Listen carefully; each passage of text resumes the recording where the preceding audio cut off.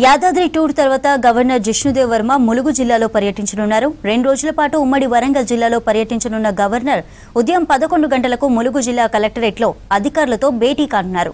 మధ్యాహ్నం ప్రముఖ రచయితలు, కళాకారులు, జాతీయ award గ్రహీతలతో governor Jishnu Dev Varma ముచ్చటించనున్నారు.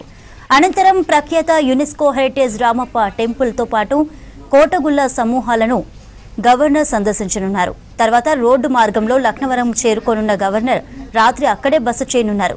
Laknavaram లేక్లో boating, suspension బ్రిడ్జిపై journey చేయనున్నారు గవర్నర్.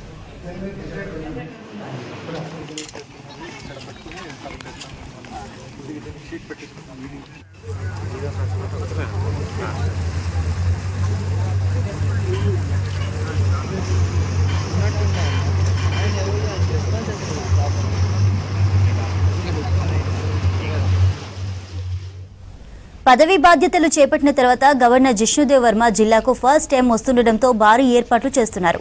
మంత్రి సీతక్క స్వయంగా రామప్ప, లక్నవరంలో ఏర్పాట్లను పరిశీలించారు.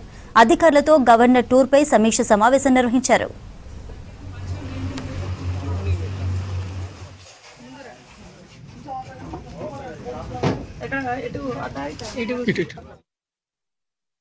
అన్నీ కూడా చాలా అద్భుతంగా మన వాళ్ళంతా కూడా తయారు చేయడం జరిగింది.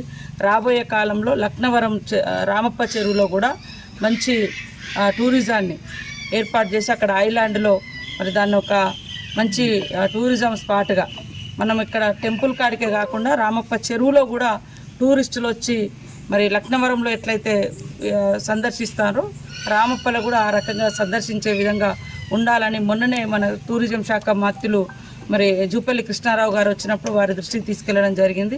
కాబట్టి మనది మంచి టూరిజం హిస్టారికల్ ప్లేసెస్ ఉన్నాయి. నేషనల్ హైవే ఉంది, పెద్ద ఫారెస్ట్ ఏరియా ఉంది, అద్భుతమైనటువంటి వాటర్ జలపాతాలు, బొగతా జలపాతం ఉంది, గోదావరి రివర్ ఉంది, లక్ష్మీనరసింహస్వామి టెంపుల్, సమ్మక్క సారలమ్మ టెంపుల్, ఇట్లా అన్ని రకాలుగా ఏ రకంగా చూసినా ఈ ప్రాంతం ప్రజలు ఆర్థికంగా వెనుకబడి ఉన్నారు తప్ప ప్రాంతం ఎక్కడ కూడా వెనుకబడ్డ ప్రాంతం కాదు. కల్చర్ పరంగా కానీ, సాంస్కృతిక సంపద పరంగా కానీ, అటవీ సంపద పరంగా కానీ, అదేవిధంగా ఇలాంటి టూరిస్టు పరంగా కానీ హిస్టారీ